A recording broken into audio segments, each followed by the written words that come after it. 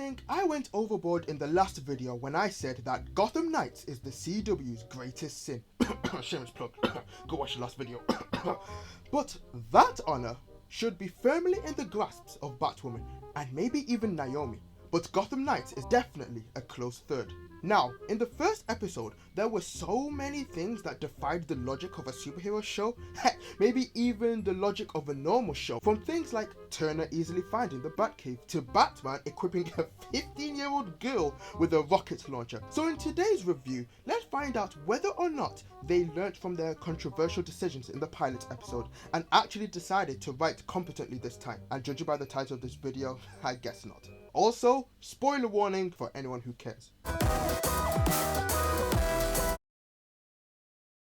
We immediately start with the GCPD raiding the Batcave. Not 1 minute in and the logic has already been thrown out the window. How did they even get in here? Can anyone just get in the Batcave now? Actually, in the last episode, Turner kind of fluked his way in. So who is to say that Harvey didn't do the same? They don't even show us how they got in. They just screen transitioned themselves inside. Even Cressida said she had no idea that the Batcave was there. Anyway, Harvey bags and tags everything for evidence, even the Batcomplete. I'm sorry, I just can't get over how it looks like a gaming setup. What was the budget for this series? We got to the Three Stooges and Turner robbing a clothes store because of priorities, and Harper somehow found the time to get her hair done even though she's a wanted criminal. Not exactly my style. That's the point. We gotta change up our looks so that we don't match our mugshots. That is not how mugshots work. Yeah, you can change your clothes, but they can still identify you from your face. What happened to that guy who grabbed the wheel and wrecked the prison transport? That guy that I know you keep tucked away, hiding underneath all that cashmere. I don't like where this is going. The sexual tension is building up to something terrible. We already know a love triangle between Turner, Stephanie and the Plank of Wood exists, and I do not need a love square with Duella thrown in the mix. They trip a silent alarm and the police are hot on their tails, so they bail out to be confronted by Carrie. What are you doing here? Responding to a burglary in progress. How did you get here so fast when the alarm literally just went off? Or were you just waiting outside knowing this would happen? Okay, Turner, I need you to act guiltily because you have just been caught committing your first crime. I guess that's the best take we got. We cut to the gang at their super obvious hideout in the school's clock tower where they complain that the cops are crooked, the system is crooked, and all of Gotham in general is crooked. You know, I've always wondered, why would anyone want to live in Gotham? There are only 3 types of people in Gotham: crooks/criminals, psychopaths, and Batman. And you're definitely not Batman. Meanwhile, Stephanie is at school with a plank of wood and possibly does the stupidest thing ever. He didn't do it, okay? Come on. Money from his bank account was paid to the killers. And if he were guilty, then why would he ask me to hack the banks to find out how that money got there? You did what? Used his dad's back computer to try to prove he was innocent. Why are you telling him this? Do you want to be arrested for your crimes? Also, you aren't even saying this in private. Literally anyone can hear you. Do you understand how much trouble you could have gotten in? I'm more worried about the trouble he's in, because I'm his friend. Well, you could become an accessory if you keep helping him. She's already an accessory. Just because you did a crime and didn't get caught doesn't mean you never committed the crime. The writers can't even get that right. So Stephanie goes to the hideout where she's jumped by Duella. They're lost because you are rocking that skirt, Blondie. God, no. No more love triangles, squares, or pentagons. The CW, come on, man. This is just too much. Anyway, the Three Stooges are obviously angry that someone else knows about their secret hideout, and Turner has to convince them that Stephanie is a friend and on their side. Duella, put the knife down. Or what? Or you might kill the one person who can prove we were set up. Stephanie Brown? As in Arthur Brown? Are you the daughter of the Quiz Bowl host? How did you figure that out? Her surname was never even mentioned. Oh yeah, remember? Terrible writers with no logic, so I guess we'll give that a pass. Stephanie tells them that the Bat computer has been seized by the GCPD, and we cut to the police and Harvey as they return from the Batcave with not that many boxes, because remember how empty that place was? A detective asks where Detective Ford is, you know, the crooked cop from the first episode, And when Harvey says he doesn't know, she calls his phone only to hear ringing from within the room. The ringing is coming from boxes delivered anonymously to the precinct, and when opened it reveals the crooked cop's head. Yeah, we're going there. Harvey says they should call the rest of his squad, and when they do, more boxes start ringing. Dun dun dun! Tension. The Stooges and Turner hear the news about the decapitated cop on a TV. That makes me question, what year is this show even supposed to be set in? And Harper is still not fully convinced that the Court of Owls exist? Why? There's evidence right in front of you. Say they are real. Who is going to believe us? My dad would have. If the world's greatest detective was found holding a Court of Owls coin, I'll bet he knew something about them. Of course Bruce knew something about it. And of course we know that Batman is the greatest detective because we, the audience, know who Batman really is. What has Bruce done in the show, especially in front of Turner, for him to know that though? For all he knows, Bruce could be part of the Court of Owls because the last person with an item with an owl engraving on it was a crooked cop who literally worked for the Court of Owls. But anyway, Turner wants to solve Bruce's supposed case, and Carrie just happens to pop in and have all the answers in the form of Bruce's journal. But it's in the Wayne building, under heavy security after their last break-in. This information about the journals would have been very useful earlier. How come she never brought this up before? Anyway, There is one way. But it's a terrible idea. Never stopped us before? what do you mean, never stopped us before? This is your first proper mission. You do realize the first rule they teach you in thief school is never return to the scene of the crime, right? Not to mention, they'll have doubled the security, restored the motion sensors we disabled, and have redundant cameras covering every way in or out. Oh no! They doubled all the sensors and the security. All 2 of them.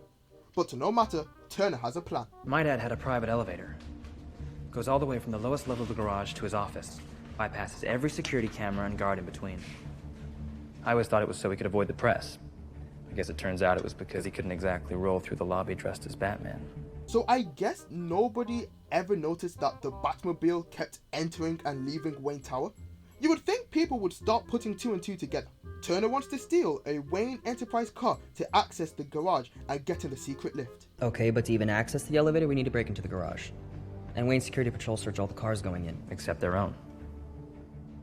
My dad used to say that every strength is secretly a weakness.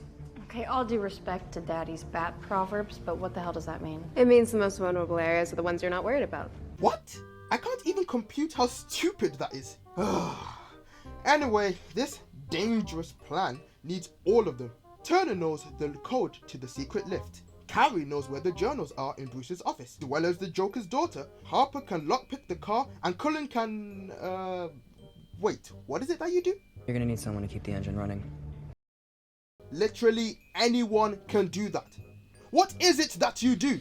I mean specifically, like what can you do? We cut to Harvey, who is given a lead that on the night of Turner and the 3 Stooges escape from the crooked cops, someone hacked into every bank looking into transactions under Turner's name. Now, we know it was Stephanie and Turner on the back computer in episode 1, but Harvey gets the bright idea to ask who was Turner's one phone call and figures out that they are probably the hacker. This is what I mean by the logic has died in the show. How does Harvey know that the one phone call Turner made was to his hacker buddy? In fact, here's a better question. Does that mean whenever Bruce did some investigating on the Bat computer, the GCPD or literally anyone could figure out where he is hacking into and what specifically he was looking at? The police immediately show up at the school and take Stephanie with them to the GCPD. Meanwhile, the 3 Stooges, Turner and Carrie, show up in the Wayne Enterprise garage in a Wayne Enterprise car. Now, how and where did they get this car?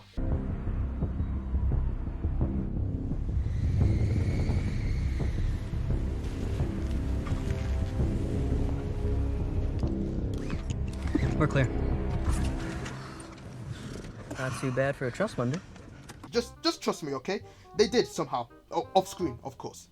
Turner enters the secret code, so Carrie and Turner leave in the elevator. However, Grella has a plan of her own to betray Turner and steal the car and the watch so they can leave Gotham and escape. But Harper and Cullen aren't so sure. I'm so tired of running. Alright, first from Dad, now from this. Do you even care about what happens to Turner and Carrie? Not particularly. No one's talking to you! Cullen, I have 3 questions for you. 1. Like I said earlier, Why would anyone ever want to stay in Gotham when everyone here is a crook, a psychopath, or Batman? 2. You guys are proven criminals, and Turner is a pompous rich kid who doesn't really know what he is doing. So you shouldn't really care what happens to him. And 3, what is it that you do? Meanwhile, Turner and Carrie enter Bruce's office and access his hidden Batman gadgets, and Turner finds Bruce's first journal. Everyone, even Alfred, believed that a lone thief was responsible. Joe Chill may have pulled the trigger, but he didn't orchestrate the murder. The Court of Owls did. We cut to Harvey interrogating Stephanie, and do you want to know why he's convinced Stephanie is the hacker? You know, not many of Turner's friends have a 4.0 in computer science, so it seems like you certainly have the skills. Do you hear that? If you are really good at computer science and at least got a B+, you have the qualifications to hack into every bank at once. Harvey also says that she could be charged with a 5-year prison sentence minimum. Stephanie points out that if Harvey had any hard evidence on her, she would already be in handcuffs, and she's right. Our future Two-Face mentally outdone by a mere child! Luckily for Harvey, the plank of wood seems to want to confess Stephanie's crimes. You know, that teaches her right for being so stupid earlier.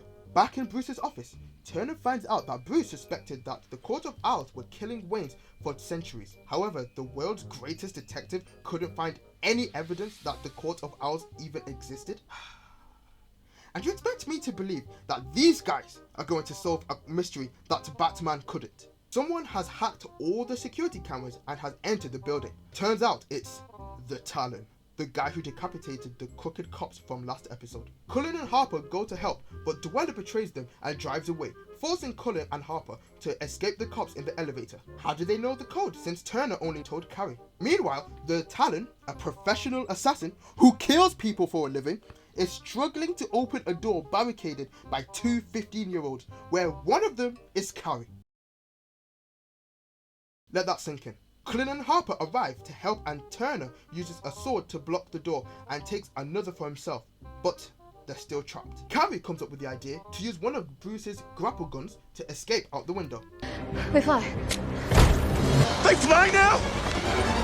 They fly now! Yep, they fly now. But look at Turner and Carrie.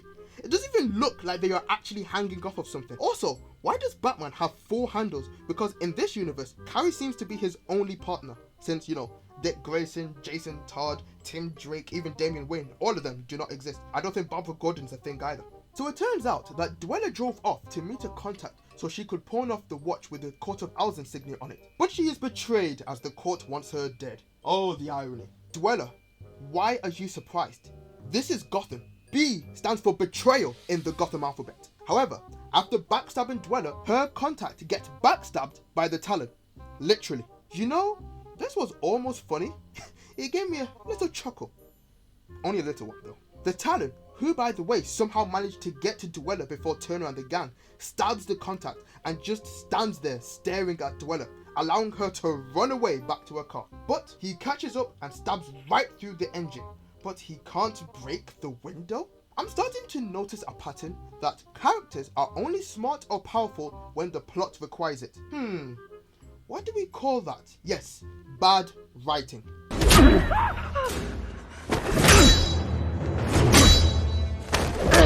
My guy, the door isn't even locked, and I know you can see that, but he resorts to stab the fuel tank and set the car on fire, trapping Dweller inside.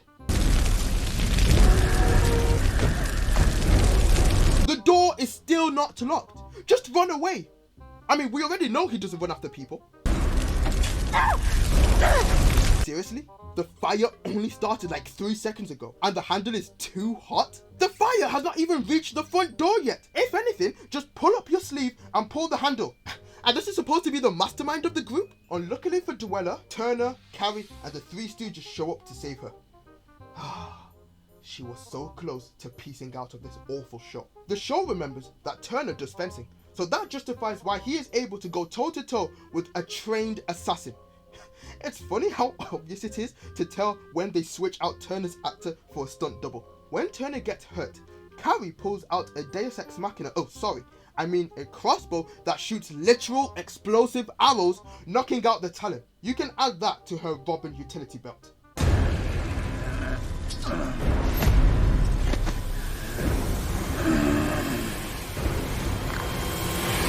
How are you not dead? This causes them to run away back to their hideout, and Dweller apologizes for betraying them. I guess we're all friends now. We cut to the GCPD precinct, where we find out that the plank of wood has decided to take the fall for Stephanie's hacking. Why would you do that? I just couldn't sit here and watch you screw up your life. Not for that guy.